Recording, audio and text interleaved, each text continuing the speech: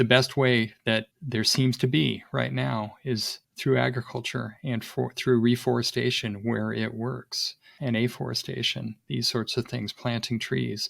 And regenerative agriculture appears to be one of the best ways to go about that. It's a very hopeful process. It's a very hopeful vision that I see coming from the farmers and ranchers that are doing this sort of thing. It seems to be a win-win across the board. It's a no-regret strategy, helping to cool the planet while producing more nutritious food, being able to create a more profitable agricultural system that's more resilient, that's healthier for watersheds and for healthier air, and better for the livestock that are raised there. There don't seem to be downsides, despite the challenges. Welcome to Care More, Be Better, a podcast for people like you who care about the social impact of conscious companies and everyday heroes. Hear inspiring stories from those who put people and planet before profit and personal gain. You'll learn how you can make a difference, vote with your dollars, and get involved today. Here's your host, Corinna Bellizzi. Hello and welcome to Care More, Be Better, a Circle B podcast. Each week, I invite you to care more so that together we can create a better world. As part of my commitment to create that better, greener world, I'm planting a tree for each new subscriber on my website, circleb.co. When you join, you'll be the first to hear about new episodes, exclusive promotions, and more. Join our circle today by visiting circleb.co. Again, that's circleb.co, not .com. If you're a foodie who cares about the environment, you are in for a treat today. I'm joined by Mark Easter. He's an ecologist who has conducted research in academia and private industry since 1988. As part of a Colorado State University team of greenhouse gas accountants, his mission is to understand how greenhouse gases move into and out of our soils and plants on farms and ranches. He has traveled globally to collaborate with farmers, ranchers, foresters, and others to learn how the ways people grow food and fiber make agriculture healthier and less damaging to our climate. He's here today to connect these many dots as we explore his new book, The Blue Plate, A Food Lover's Guide to Climate Chaos, published by Patagonia Press. With that, I'll welcome him to the stage. Mark Easter, welcome. Hey, great to see you, Corinna. Thanks for having me on. I'm just so thrilled that you're here. I really do love that you've chosen to tackle one of my favorite intersections, which is food and the environment. What made you choose to write The Blue Plate, and in the specific way you've done it? Was it just for food lovers like me? Yeah, thank you for that question. I started to write this book because I realized that I and my colleagues working on these problems of greenhouse gas accounting in agriculture, we were mostly just talking to each other. We weren't trying to communicate with the public. And at the time, the scientific community was really struggling with how to talk about climate change and the climate crisis to the world at large. We're mostly writing papers that we read, that other people wrote, and we really weren't doing a good job trying to explain in detail, in relevant detail, to the public what it all meant and what the dangers were and what could be done. And so I was working with colleagues at CSU, in particular Sue Ellen Campbell and John Calderazzo, who'd started an initiative to try and infuse the topic of climate change into the entire curriculum there.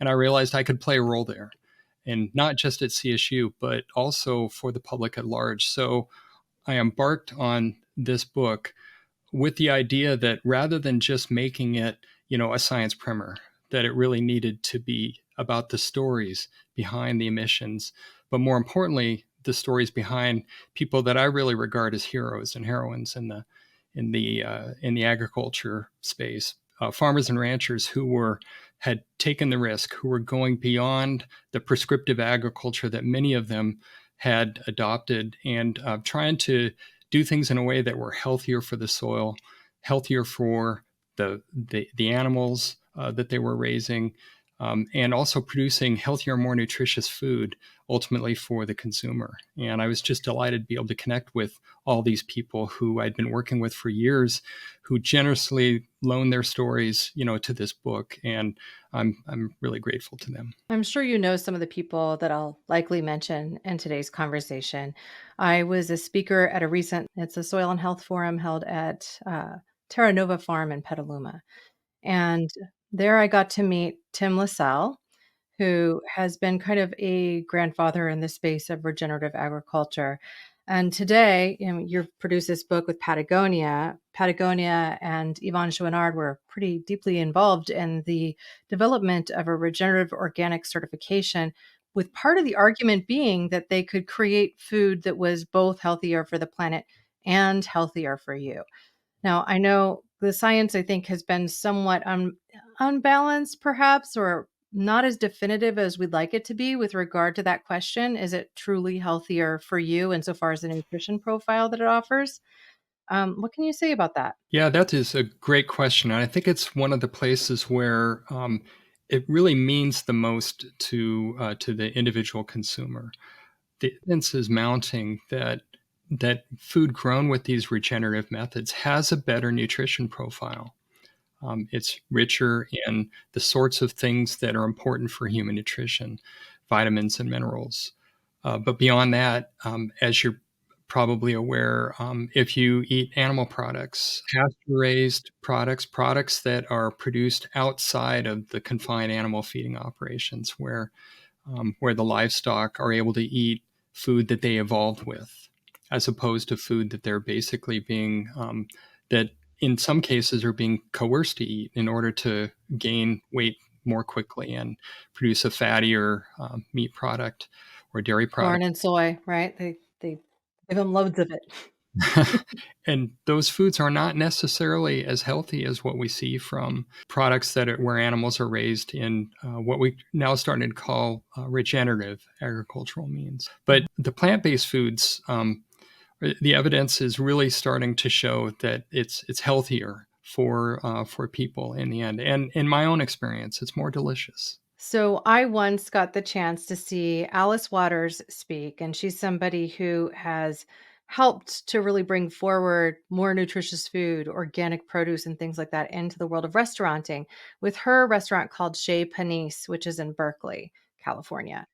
And she spoke at an event for Monarch Tractors, in which Carlo Mondavi and his collaborators were bringing forward fully autonomous and electric tractors that could be used to maintain fields without using as many chemicals and things like that, that we could send out, put like laser zappers programmed on them, and they go out and run a course and kill weeds so that you don't have to worry about weeds infiltrating your harvest and things along those lines. I mean, really genius stuff that they're tackling with this um, technology perspective in farming, right? And doing so with electric vehicles. But she got up on stage and she shared the story of being in France and going to a local farmer's market and finding carrots that were just so much more delicious than the carrots she was finding at home. And so, being a restaurateur who wanted to make a much nicer and healthier meal that just tasted way better, she came back armed with that knowledge and was on a mission to then work with farmers locally to get a carrot that could be better like this. And then that extended to the other herbs and produce that she bought for her restaurant. And it essentially put her restaurant on the map as one of these discerning, uh, a place where a discerning palate could really be served with the best vegetarian meals that you could ever imagine. And I've yet to dine there myself, but I hear only great things. So I feel it, just feeling that story and knowing what it's like to pick a piece of fruit or a vegetable when it's at its peak ripeness and consume it on the spot, right?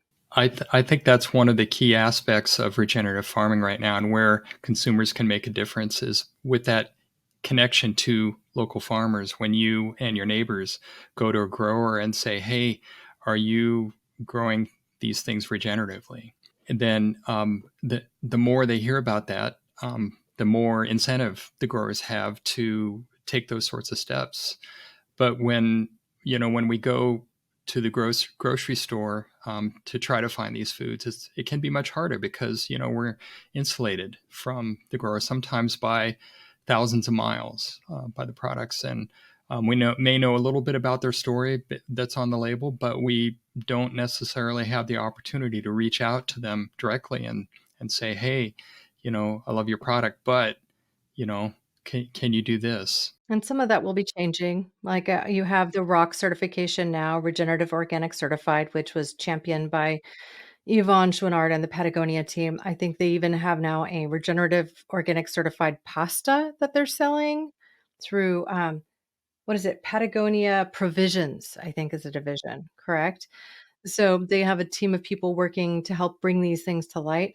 There's another certification also led by, I think his name's Gabe Jones, which is the Regen certification, which has some differences, but ultimately they're on the same track of trying to help farmers create more regenerative solutions. But I think it's always helpful, especially if somebody's new to the topic, to define what that means, because we can get into the meat and potatoes of it and talk about carbon sequestration and the life cycle of carbon within the soil, which I know you know a lot about, given your carbon accounting workshops and things like that. Yeah, when we think about regenerative farming, what we really think is a carbon focus, and that's kind of abstract. What we're really trying to focus on is increasing and maintaining organic matter in the soil, because that's really more than anything else. Organic matter in the soil and in the ecosystem around it, the trees, the plants, that's ecosystem capital. And if you think about like a successful business, businesses that are doing well are typically well capitalized, and they have a good income stream that matches what their expenses are and hopefully exceeds that. And the more capital you have in the in the business, and the more capital you have in the ecosystem, typically the better off it is. And so focusing on increasing the organic matter in the soil and really in the ecosystem, which is what crop fields and pastures are, and orchards. These are all ecosystems. Maximizing the organic matter, the carbon in the system, tends to lead to healthier, more productive systems. They're more resilient. They tend to produce more nutritious food, and that resilience extends on to a lot of different levels, from resistance to pests, resilience to drought.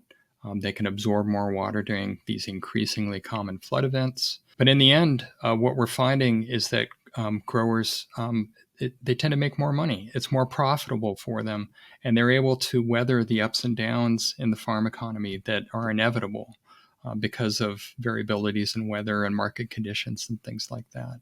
So really, regenerative farming, from my perspective, and I think a lot of other people, is just focusing on maximizing the carbon, the organic matter in the system, and focusing on the health of the soil along with that. So when we think about this, you are sequestering more carbon. The soil is more rich in that carbon. The plants need that to grow.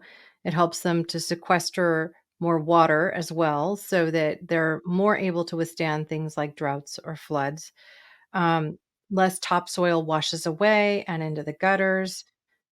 You won't have like as likely to have a septic root system develop. I'm just trying to think of all the other challenges that can come up. Yeah, exactly.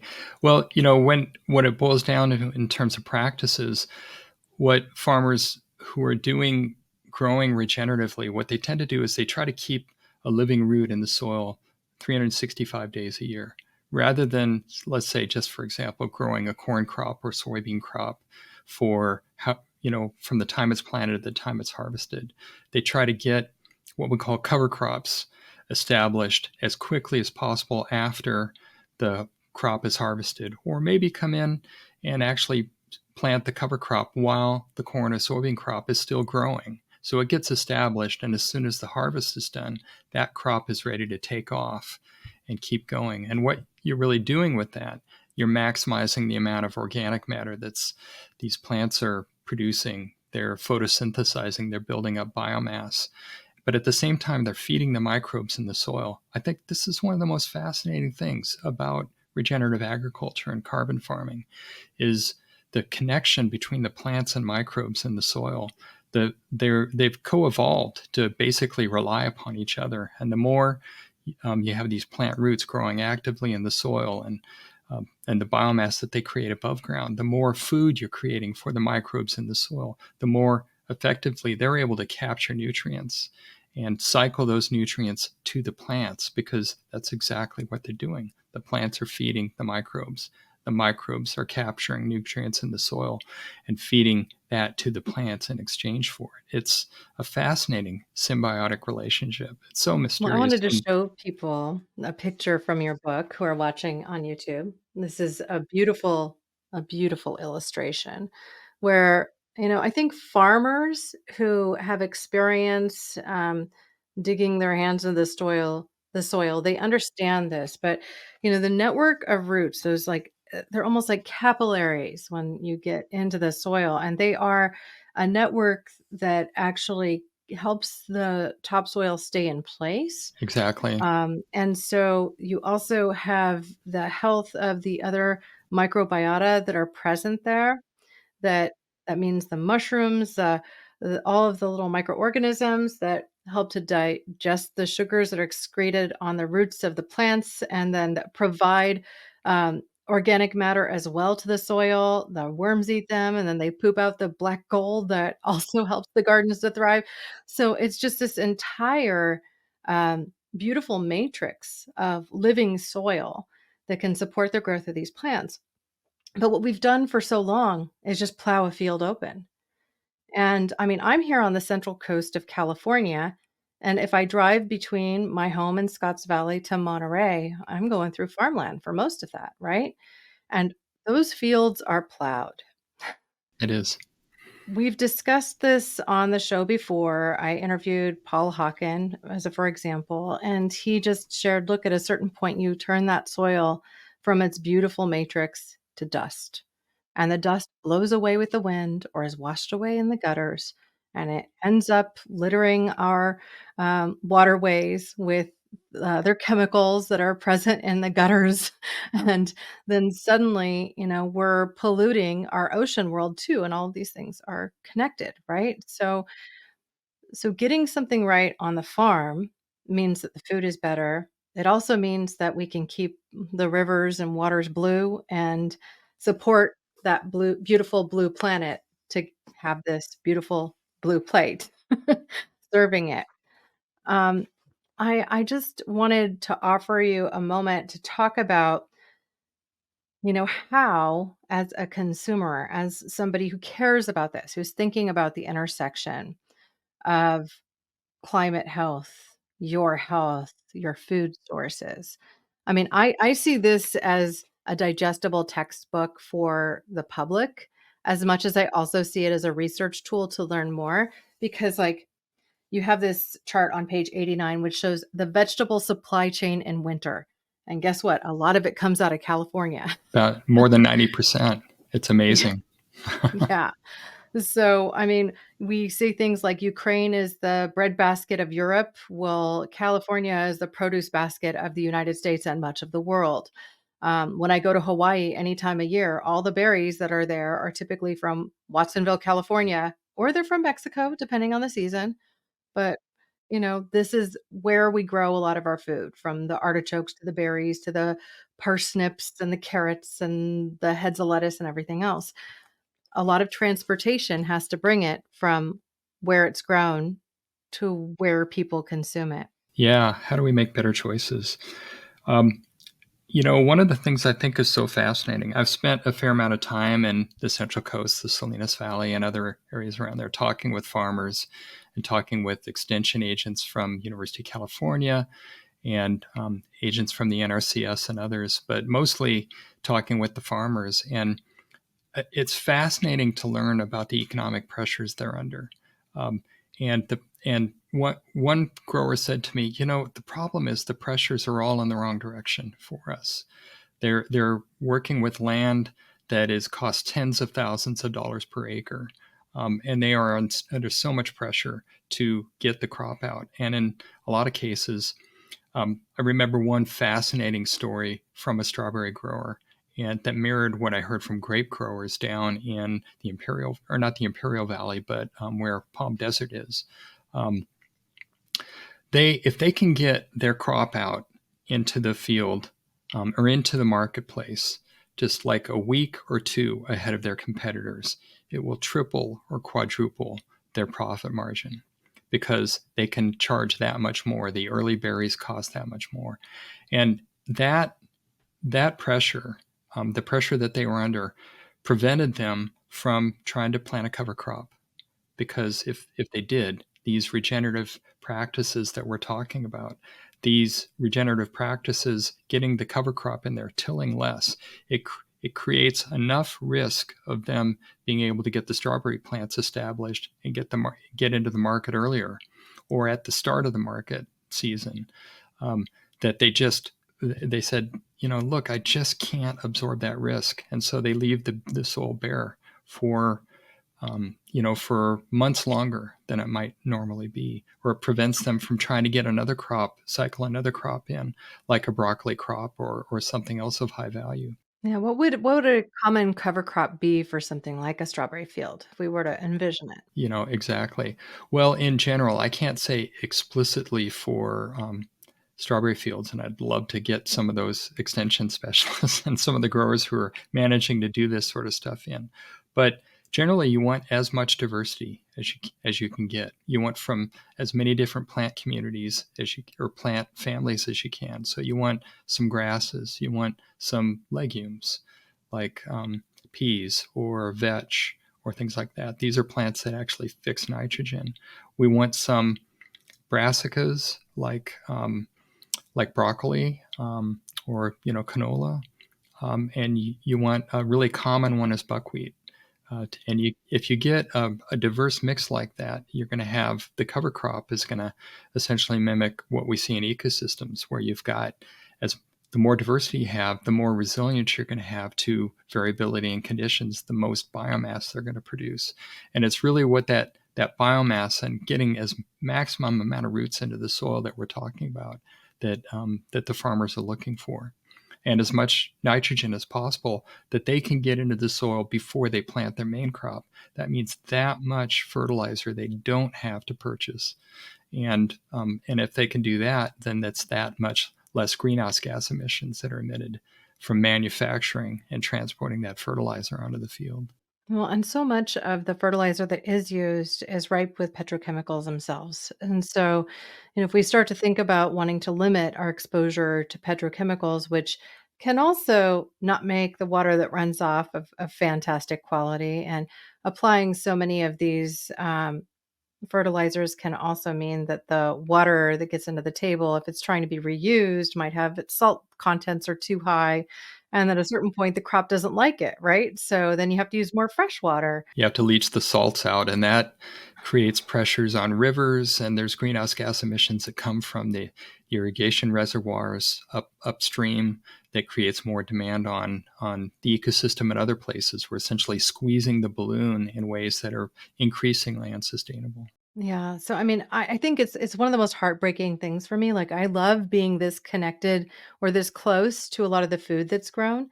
But when I drive through to go to Monterey and maybe visit the Monterey Bay Aquarium or go to a Sillamar State Beach and just enjoy some time by that ocean, and well, I mean, it's the Pacific. I live pretty close to the Pacific, but I really enjoy that scenic drive. And I'll take it every once in a while, right? Um, you drive through, you see the strawberry field and you see the plastic sheeting laid down, and that every season they rip out the strawberries and they put new strawberries in. I'm like, well, wait a minute. Don't strawberries have better yields if they're left in the soil? Why don't they leave them in the soil? What are the questions behind this? I mean, my mind gets cycling into a variety of other questions. I mean, part of this is I grow strawberries in my front yard and I have them as my own little cover crop underneath a tree that was planted before I moved in. It's a non-fruiting cherry. Mm. I would never choose to plant a non-fruiting tree, frankly. This is not what I would have done, right? So in my backyard, I have a pluot and a plum and another pluot who's decided never to fruit. So that was why I had to get the plum in the first place, and an apple tree. So all of these are, one self-pollinating, the other requires a friend, and they Mhm. pollinate one another. And then underneath my cherry tree, I have the cover crop of strawberries. And then when they come to their ripeness, my kids go and they pick them and they eat those sun-kissed beauties straight Mm. from the garden. That sounds delicious. It's amazing. Other than that, I mostly grow herbs, and I also have 2 lemon trees because I love lemons, and they I can never have enough of them, apparently. So, we have certain food that we're growing on our own property, but don't have the lettuces and everything else. And so much of those produce are actually grown in monocropped plots, just like the strawberries I described. So, this is a more conventional farming method, even if they're grown organic, right? And my question to you, because I frankly haven't seen um, as rapid an implementation of regenerative practices and so many of these farms in California as I would have liked to see, or as I had even anticipated, because I just kind of figured if you're already organic certified, why wouldn't you? This makes a lot of economic sense because you don't have to use the same level of fertilizers. You could be introducing new crops. You could also be integrating other, well, just resources, and without having to spend millions of dollars on, let's say, the pesticides and fertilizers that are so common in conventional crop growth. So, if they make this transition, there's a good business case for it. And if they don't, they continue to plow. We hear words like our topsoil is degrading, and we've only got, what was it? I think the last number I heard was something like 60 crop rotation or 60 harvests before much of that topsoil is just gone. I don't know how true some of these things are. I guess I'm asking for a litmus test. Like, where do you sit? Do you think we are at a point where this is like emergent? We got to fix these systems now, or do we have some time to get this figured out? Yeah, boy, that is a great question. And so focusing on your question from the standpoint of greenhouse gas emissions and the climate crisis that we face, we the scientists within the IPCC, and this is studies that I've contributed to, and certain analyses really indicate that we have to start drawing down carbon out of the atmosphere back into the Earth system. And the best place, the least cost, most efficient way to do that appears to be through agriculture and to some extent through forestry. The other technology that's out there, the synthetic carbon capture, the synthetic photosynthesis, it's promising. And it's exciting from a tech standpoint, but it requires a lot of energy, and the costs are in the hundreds of dollars per ton of carbon uh, pulled into this. Whereas um, doing it through agriculture is in the tens of, I say hundreds of dollars per ton, and it's like in the tens, or certainly less than $100 per ton to do it through agriculture. It's also a technology that's available to us right now. Something that, thinking about this, I've worked a lot in the policy space here. We don't necessarily have the right policy mechanisms that create the incentives for the growers. There certainly the technological assistance that the growers need in order to implement these sorts of things are not completely there.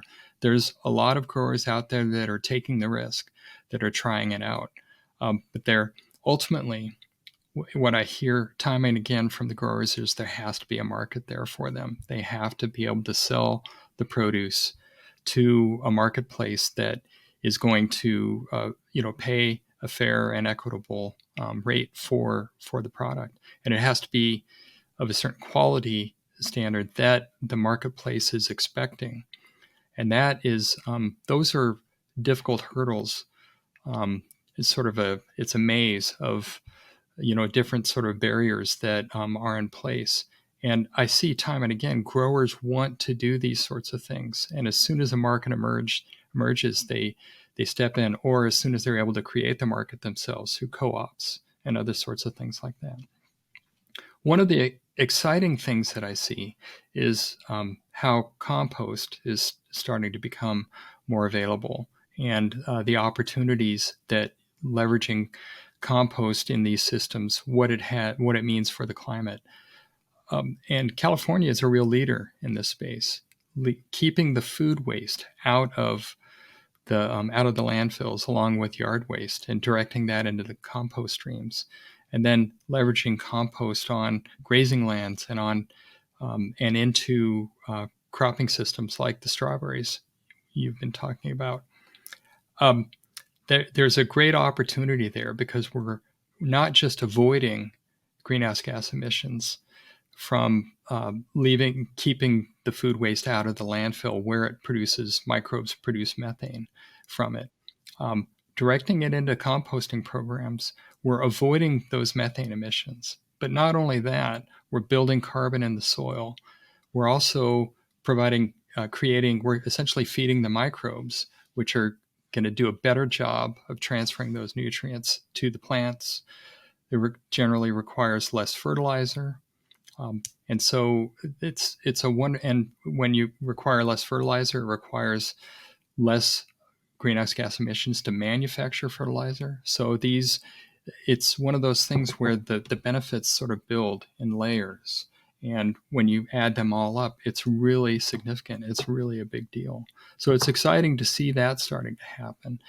And I know these other practices, there's a tremendous amount of work being done by the University of California and other places like CSU, Colorado State, and other places around the country and around the world to try to help proliferate these processes into the farming system. But it is, we're hungry for solutions. We're hungry for, an urgent improvement now. And these things it just doesn't feel like they're happening fast enough, but they are happening and they are moving forward. As you mention all of this, I can't help but think also of the integration of animals. So many will ask the question because they hear that a vegetarian diet is more earth friendly. Let me just say that. Because then instead of having to grow the crops to feed the animals and then have to also handle the methane production that they put into the world, especially when they're grown in these concentrated animal feeding operations or CAFOs, that if we can omit that piece or reduce our reliance on so much animal meat production, then we'll be eating the primary food will be the vegetation that we're already growing anyway, and that soil can sequester carbon. So I guess the bigger question is it possible to eat a sustainable meal and still eat meat? And if so, what does that look like? Boy, that's a great question. And I spent a lot of time um, talking about that um, in a chapter in the book titled The Cow in the Room. That's perhaps better at this age than the elephant in the room. Yeah, exactly. We definitely, Yeah. yeah. So, what it boils down to for me is, and I think for the scientific community, what we seem to be converging on is that beyond the enteric emissions, the famous cow belches, the methane that's coming out from cattle, not just cattle, but sheep, and to some degree other animals, um, there's tremendous greenhouse gas emissions that are produced upstream of the cow to produce the forage, to ship the corn and soybeans and hay and other things to where the cattle are being fed, whether it's in a feedlot or in dairies, or not just cows, but pigs and chickens. And so there's a really significant burden associated with that. Um, there's also a deforestation burden associated with that in order to produce the soybeans for an increasingly meat hungry planet. Say, for example, in South America, forests end up getting cleared in order to create the cropland, or grasslands end up getting plowed in order to create the cropland. And when you do that, we have very large carbon emissions that come off of those forests. We're losing that ecosystem capital that I was talking about before. That's increasingly problematic. And there's an important study out there that I'll plug. It's written in 2017. It's titled "Grazed and Confused," and it came out of the UK, but it includes authors from around the world, scientists from around the world, and they spent a number of years working on this. And what they conclude is that we really can't, that the Earth system can't really continue to keep eating meat at the rate we're doing, and we probably have to start eating less of it. And the meat that we are eating, we have to start raising it in more sustainable ways. And So there's another, I think, a really important, interesting aspect to this is that when it comes to raising meat or raising food in our own food shed, if we're going to eat locally, in many parts of the world, we can consume a 100% plant-based diet, which is mine is it's mostly, the vast majority is plant-based. But in some parts of the world, um, it would be really problematic ecologically and for watersheds and airsheds to try to grow crops. And there's many examples in California, like in the northern the northern the Coast Range, Marin County, Sonoma County, places like that. You simply don't want to be plowing the soil there to try and grow potatoes and wheat. And they tried that early on. And what the agriculture systems in those areas have evolved around to are dairies, grass-fed dairies. And to the extent that it's consistent with trying to protect the soil, protect the water and the air there, and also support local wildlife, those are probably the most um, effective agricultural systems in that area. If humans are going to live there and they're going to eat from their own food shed. And there's many other parts of the world that are like that. Parts of Africa, like the Sahel, would be a disaster to try to grow the staple crops like millet and sorghum in parts of the Sahel. The only thing that is really sustainable in that area is to raise grazing animals in ways that have been evolved over millennia in those regions. And here in Colorado, there are parts of the state where the only thing that's really viable to raise, if you're going to raise food, is going to be grazing cattle and sheep and goats and other sorts of livestock. Pivoting to other sorts of alternatives, lower carbon emission meats like pastured poultry, for example, is a way to help reduce those emissions where it's viable. I think one of the most exciting examples is actually on the seafood side. And what we're discovering is that if you're going to eat animal products, probably the lowest carbon emission animal protein is going to be farmed shellfish, and in particular, mussels, oysters, clams, scallops, those sorts of things. And they have so much utility in terms of supporting the ecosystem.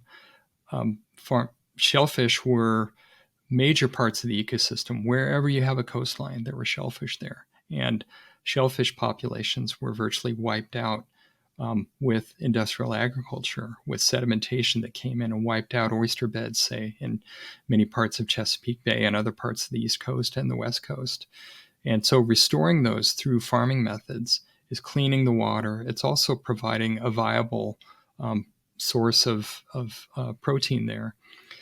And this is the thing that I think is so fascinating. In the shells, they're taking carbon dioxide out of the ocean, really from the atmosphere through the ocean as a vector, and fixing it into their shells. They're turning CO2 in the atmosphere into rock for all intents and purposes. And what can be better than that? Producing a food source that is actually sequestering carbon, turning it into rock that, unless you sort of drop it into vats of hot sulfuric acid, it's going to remain. Yeah. And we need more of that. I mean, otherwise the water continues to acidify, right? You get too much carbon in the water, and then suddenly mollusks can't develop their shells in the larval stage because the water's too acidic. Exactly. That's a great risk to the shellfish growers I spoke with, and I talk about in the book as well. I love that. I think that's a fantastic point. And I myself have transitioned to mostly whole foods, plant-based eating. I still eat bread and I still sometimes put butter on my sourdough, and my family as a whole is not vegan, but I'm pretty close. I just call myself not militant. And in part, this is because the meat I loved to consume the most was fish and sashimi. And the more I continued to learn about how our oceans are doing, the more troubled I became. I also really don't think that we have figured out the proper way to, let's just say, farm the fish that we've chosen as our primary eating staples, like tuna, salmon, cod, and bass. And those are the four fish we're farming the most. We feed them corn and soy, which is ridiculous to me. I mean, these are aquatic creatures. Like, why on earth would you feed them corn and soy? And after I interviewed Simon Setra with the new fish and learned how dismal the salmon fish farming operations of Norway truly are, um, I just lost a taste for it. I still desire, but I lost a taste for it. And what I will say overall is, just in this week's course, we're doing an assessment of what your favorite food is. I frankly don't have a favorite food from a vegan palate again yet. I still feel like sashimi is my favorite food. So I chose tuna to look at. Now, you in your book, in a couple of spots, reference the carbon cost of fish. And one of them that was the highest was actually shrimp. And so I want to dig into that in a minute, but first I'm going to start with the tuna. So tuna was actually among the lowest. In fact, it was less than chicken. And I think part of that is that tuna, when it's captured, is typically now personed, like they kind of, it's almost like they herd the tuna into what will be an open net where they're continuing to feed it so that it can go from its juvenile state to a more market sized fish that could weigh up to 1,500 pounds and command a lot of money, right? But they're able to still then feed them from local food sources like sardines that they might have captured from a person net or something to that effect. And so there's not a huge transit of those locally caught feeder fish to the tuna. And then once the tuna is butchered and then filleted expertly, it turns into quite the financial harvest too, right? Like, they're expensive fish. And when you think about how much you pay for sashimi, you start to understand this, right? Um, the amount of space that they're taking up on the ocean once they're in this space is not incredible, but still, we when we look at the tuna, just as one for instance, they're at 5% of what their peak biomass was. So, like, we call this sustainable, and I just look at it and go, "Really? Like, who's calling this sustainable? You have this MSC certified tuna? Like, why is that even possible?" And my hackles kind of go up, and my skepticism is on high alert. And that's good. You're paying attention, and I think that's something we all have to do. You mentioned the Monterey Bay Aquarium before. They were groundbreaking in producing the if you Seafood watch. seafood watch. Yes, thank Yeah, you. they also have it as a little card that you can take away with you and put in your wallet and bring Which out. So, which I have in my wallet. Yeah, yeah. and I've got it. I've got the app on my phone, and whenever I'm in a restaurant, um, I have a Portlandia moment with the waiter or waitress, and I ask them, "Well, where is this thing? Where's it coming from?" And if it's not on the app listed as sustainable, I pass it by. Um, I think what's so fascinating about this is that part of the reason that tuna is relatively low carbon is because previously the stocks were high and it was relatively easy to catch and it was extremely productive. But as pressure on the wild fishery increases, it's creating more incentives for people to do this sort of farming method that you describe. It also that puts more pressure on the bait fish, the anchovies or sardines or menhaden or whatever it is, and there's emissions associated with that.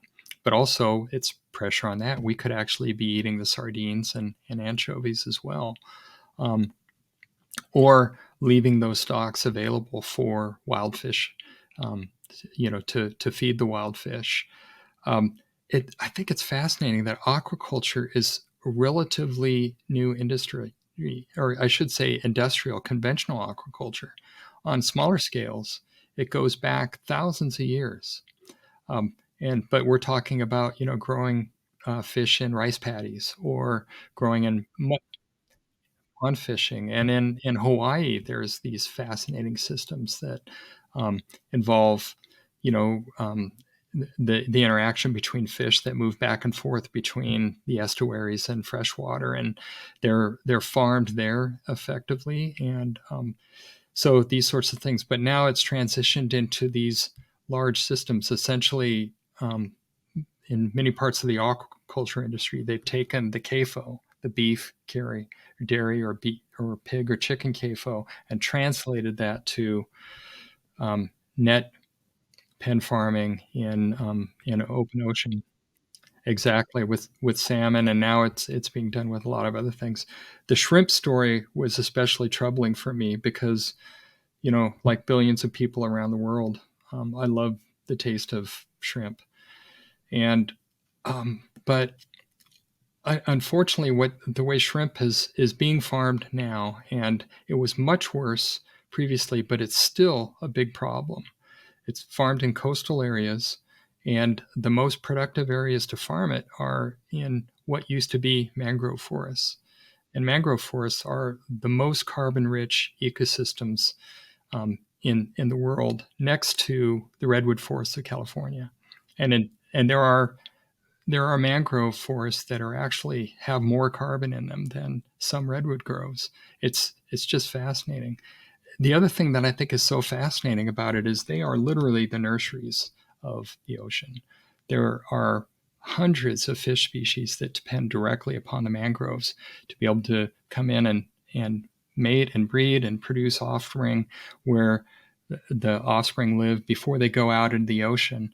And so we're actually and so in order to create the ponds where the shrimp can be grown, the mangroves are cleared, the ponds are created, and then they grow shrimp that previously were actually being raised in these native ecosystems, the mangrove forests. So they're replacing a wild ecosystem that produced the shrimp with a farmed, more intensive system. So that's why the cost is then estimated to be so much more than the other fish sources because of what it replaced. It carries that legacy. It's like 5 times the legacy of many other fish sources. So yeah, I saw farmed, like this is the chart in the book for people that are interested. This is on page 148 to 149. And that big bar in the middle, that's the shrimp. The gray Right. and the gray part of that at the bottom there, that's the loss, the emissions from the deforestation of the mangroves. Mm. So, yeah, I was very curious to see that. So the farmed shrimp is very, very high on that front. Um, and so, I mean, that's the doom and gloom of it. Like, we've got to get to a point where we are in more of a solutions space and where we're smarter about this sort of stuff. And I think, box one that we should check is limit our consumption of food that is grown in CAFOs, right? Seek out those local, sustainable growers of produce that, maybe it's a local CSA program that you're a part of, right? Shop at the farmer's market. You know that stuff is local and it's fresh and it's in season. So that's going to be at its peak ripeness, its peak nutrition profile. Um, it has a lot going for it, right? And I think we don't make time and space for that as much as we perhaps should. I know that's more challenging if you're living in a space where you don't have a lot of local farming occurring, but more and more people are even creating urban gardens. So I'm encouraged, right? I understand that you interviewed a number of food producers while you were writing this book, and they're always already kind of bending the climate emissions curve and contributing to climate solutions. In fact, I think you told a story of some of those urban farms within the setting of your book. So I'd love for you to talk about some of that so we can get a vision of what the future could look like. Sure. Yeah. And, sort of in summary here, the way that all of us can play a role in this is relatively straightforward. And for those of you who are fans of Michael Pollan, he wrote that Mm, book, The Omnivore's Dilemma, and he opened the book with this saying, eat food, mostly plants, not too not too much. much. Yeah. Wasn't that wonderful? I mean, Uh, it's so clear. I mean, especially, you look at the American waistband has expanded quite a bit. And this is not just the United States, it's pretty much everywhere in a more developed world where we're spending more time in front of our computers I have a standing desk now. So as I conduct this interview, I'm standing. Even the simple action of standing as opposed to sitting all day is much better for your health and for your body. Um, I do go to the gym every day. I take my dogs for a hike. I'm out in the wilderness. But even if I do all those things and I'm consuming too much of the wrong thing, guess what? I get quite chubby pretty easily without trying too hard. And, part of this is metabolic, part of it, right? But part of it is aging. I'm 48 now. But, but really it gets down to the fact that we're not consuming as many whole real foods anymore. We tend to eat more processed stuff. And the processed stuff has a lot of hidden not so great things in it, like a lot of salt, a lot of sugar, and a lot of processed oils, some of which can be trans fats or hydrogenated oils. And they're put in to these formulas that are kind of irresistible. Like, what do they say? Pop the top, just can't stop. Like, that's the jingle, I think, for Pringles. Oh my God, I did not mean to rhyme that part too. The jingle for Pringles. Uh, Oh my God. At any rate, we have these alliterations for a reason. yeah, And I think it becomes increasingly hard for people because they're trying to manage their health too. And it can seem like it's really daunting.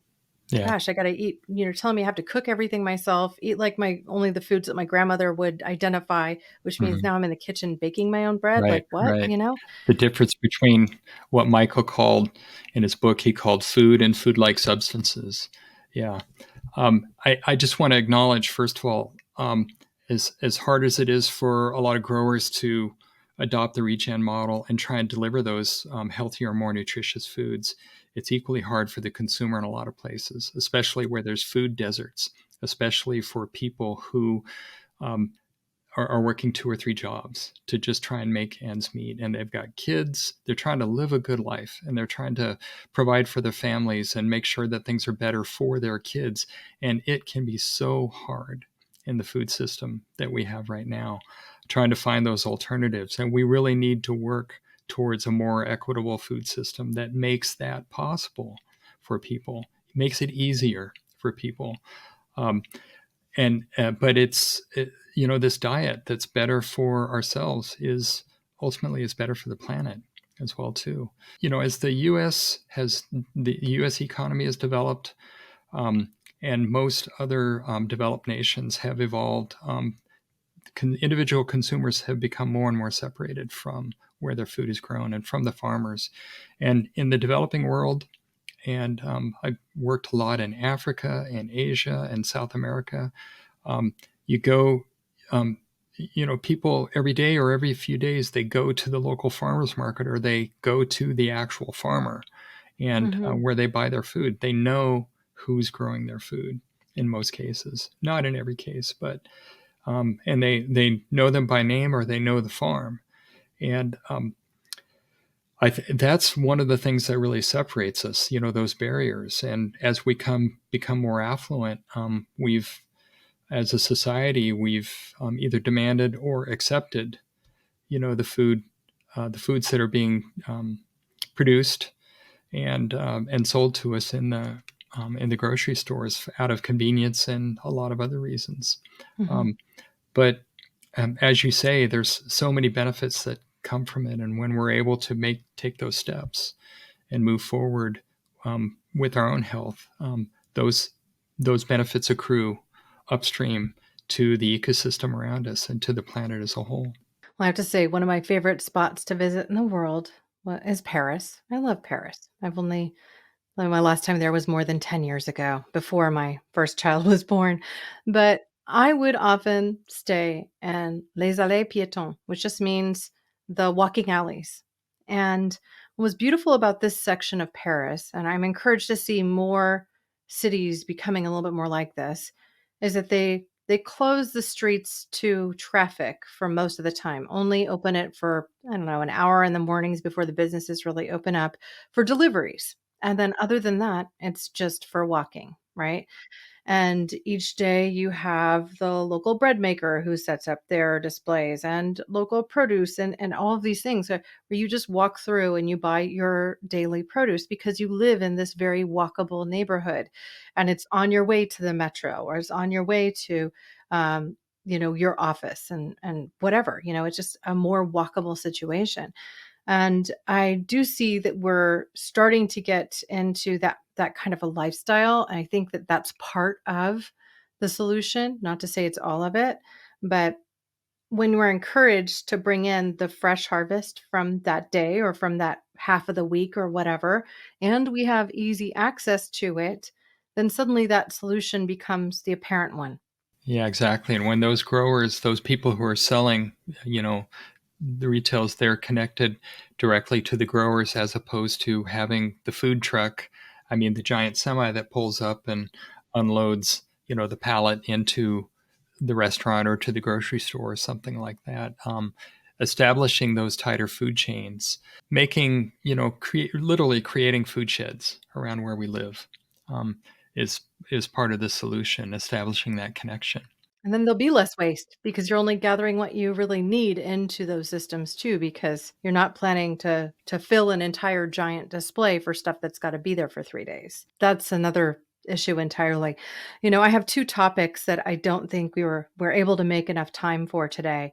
But I would love to connect again to dig more deeply into this concept of pro-forestation, perhaps the role of forests and even things like, with some of the degraded forests because we've created more pasture land or we're creating more cropland for something like soybeans. I was reviewing some research on what is called now the ecosystem wilting point threshold. And I don't know how much you know about this, but I'm just starting to understand some of it where it's almost as if the forest got too small to be able to support its own water cycle, and therefore it crosses this threshold where it starts to wilt. And, like plants, they're meant to wilt kind of when it gets really hot in the day, but then they kind of come back as it gets cooler. Well, if we don't get them water at a certain point, guess what? They fail too. I'm starting to develop concern for the redwood forest where I live because so much of it has burned down and beyond the point of recovery in some neighborhoods where it's just like there's nothing left. And, I'm personally seeing on my morning hikes that the redwoods themselves seem drier and that the ground squirrels are starting to cross the road from the chaparral into the redwoods, which to me is an early indicator from the fauna The perspective. ecosystem is changing. Yeah, exactly. Yeah, and I mean, I've lived in this spot for over a decade now, and I'm noticing the change. It's very gradual, but it's happening. And so I think that we could think more broadly, and I could spend another many hours talking to you about this, but I've so enjoyed what you have shared thus far. What I'd really love to do is offer you the floor to talk about perhaps a closing thought or two. Or if there was a question that you wish I'd asked, but I hadn't gotten to it, you could ask or answer it. Well, I've really enjoyed this time with you, and a closing thought. What the scientific community has um, coalesced around is the firm understanding that we have to stop burning fossil fuels. It's absolutely necessary, and we have to do that as quickly as possible. There's just no way around that. But with that, the critical cousin to that practice is we have to draw down carbon out of the atmosphere back into the Earth system. There is simply too much carbon dioxide and methane in the atmosphere right now, and other trace gases. We have to reduce the emissions from that come from the farming systems, but we also have to draw the carbon down. There's no way to keep the climate from warming past what is seriously believed, firmly believed to be dangerous levels, even though it's already becoming dangerous. Um, and so, in order to do that, the best way that there seems to be right now is through agriculture and through reforestation where it works. And and afforestation, these sorts of things, planting trees. And regenerative agriculture appears to be one of the best ways to go about that. It's a very hopeful process. It's a very hopeful vision that I see coming from the farmers and ranchers that are doing this sort of thing. It seems to be a win-win across the board. It's a no-regret strategy, helping to cool the planet while producing more nutritious food, being able to create a more profitable agricultural system that's more resilient, that's healthier for watersheds and for healthier air, and better for the livestock that are raised there. There don't seem to be downsides despite the challenges. And so I'll just leave you with that hopeful vision. Right on. Well, Mark Easter, this has been my absolute pleasure. I invite you to come back at any time, and I'll invite you back soon. Thank you. Thank you, Corinna. It's great to be here. Well, this was my obvious honor to host this conversation today. I want to encourage each of you to pick up your copy of The Blue Plate, A Food Lover's Guide to Climate Chaos. You will learn a ton. It operates as a resource, and there are hopeful stories peppered throughout it. You may even do a simple review of what you're eating and see how you could eat a little smarter for the climate. You know, solutions like choosing the oyster over something like the shrimp can make a big difference on the long term. To find out more about Mark J. Easter and his new book, I encourage you to check out show notes. You'll find direct links to purchase the book, as well as where you can learn more about him. I also encourage you to visit the blog page on circleb.co. As Mark described earlier, the mangrove forests, they're one very important point of the ecosystem that we need to protect and preserve. And one of the things that we're doing with our collaboration with forestplanet.org is to work with them to restore those mangrove forests. For every person who joins our mailing list, we are planting a tree. You'll be the first to know about these new resources like this book, to hear from people that I interview on the podcast, and you'll even have some special promos along the way as well. And while you visit our website, I encourage you to poke around and view some of the other episodes that we've had here, including our interview with Paul Hawken, or even our interview with Dr. William Muma, who was the lead architect of the first 5 or 6 IPCC reports. Now, when you visit circleb.co, keep in mind that it's also a cause before commerce education resource and marketplace. You can browse around and find some likely gift items, even some coffee or tea that are regeneratively grown, organic, and delicious. Now, with that, I want to thank all of you for joining me on this journey today. Thank you for being a part of this pod and this community. Together, we really can do so much more. We can care more, we can eat and live better, and reduce our carbon load along the way. Thank you. Thanks for listening to Care More, Be Better, a podcast for social good. To make sure you never miss an episode, subscribe, rate, and review wherever you listen to podcasts, and share with your friends to help us reach more people and spread more social good.